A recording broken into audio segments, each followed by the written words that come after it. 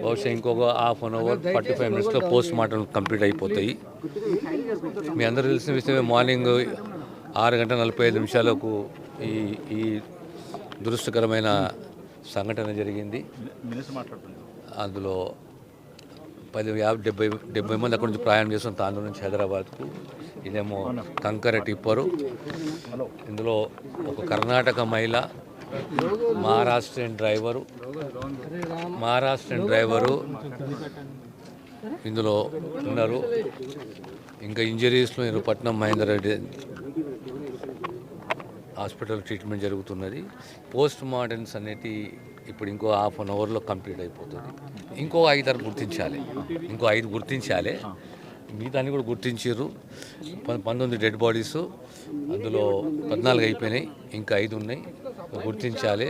అందులో overall driver మహారాష్ట్రను, ప్యాసింజర్లు ఒక మహిళ కర్ణాటక.